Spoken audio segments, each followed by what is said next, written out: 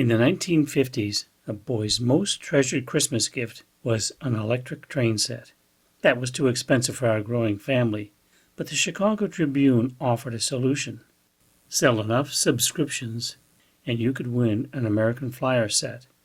So after her two boys were off to school, my mother sold subscriptions door to door with two little ones in tow. A Santa Fe set appeared under the tree on Christmas morning in 1952. For years, those original cars ran on the typical 4x8 sheet of plywood. But when I built my house, grandiose visions of a model railroad empire were reduced to the reality of a 16-foot by 14-foot utility room. That original American Flyer set had to run in any new layout in honor of my mother's sacrifice, so new equipment would remain S, that is 1/64th scale, and the track would have to be high rail. But everything else would be in more prototypical scale. There were new S products available. American models had introduced EMD FP7s and full-length, streamlined passenger cars to go along with them.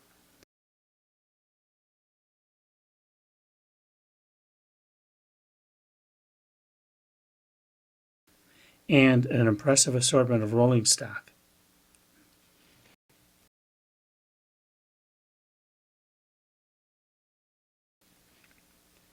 When American Models announced Alco PA units in Santa Fe livery, that road name became the premier passenger line on the layout. Even though S-Scale has fewer model choices than HO, there are still so many options in S-Scale that I had to set limits somewhere. The Great Northern was assigned both freight and passenger duties,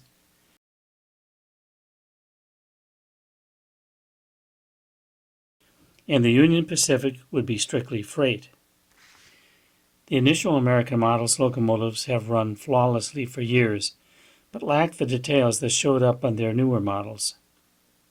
There are multiple sources for S-Scale parts, and adding details to those early models has made them more interesting and made modeling more fun.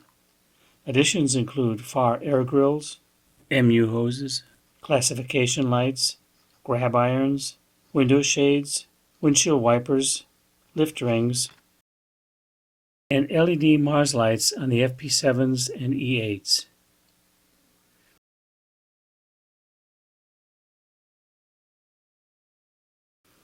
LEDs have replaced all incandescent lighting, not only in locomotives, but also in the passenger cars and cabooses.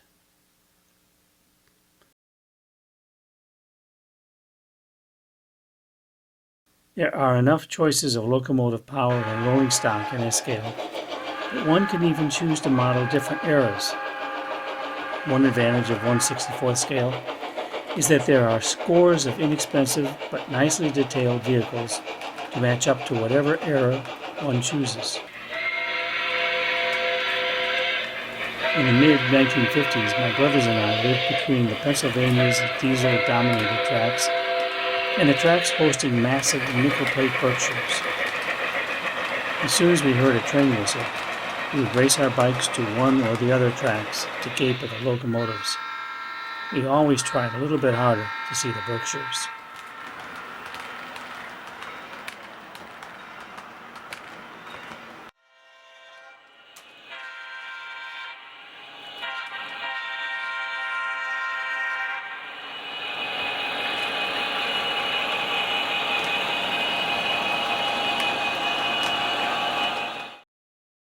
Direct current powers the layout most of the time through a panel with block control for two color-coded cabs.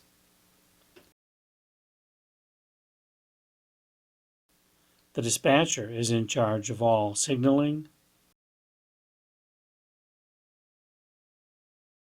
switches, block assignments, and locomotive control, although there are phone jacks around the layout for visitors to assume control of trains, or for troubleshooting if necessary. There is a lot of track in the layout, so to prevent it from appearing as a sprawling rail yard, there are viewer distractions that include both urban and suburban buildings, flashing neon lighting, as well as street lights, industrial buildings, and vehicular traffic and street scenes.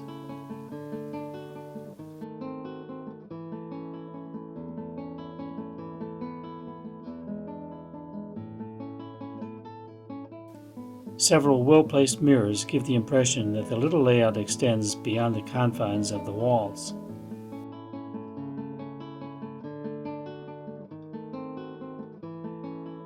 At this point in the layout, planning enhancements and adding details are as much fun as running the trains.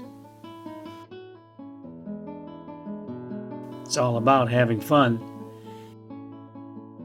and this hobby offers so many ways to enjoy it when daily chores are over, especially in S scale, because it's not too big and it's not too small.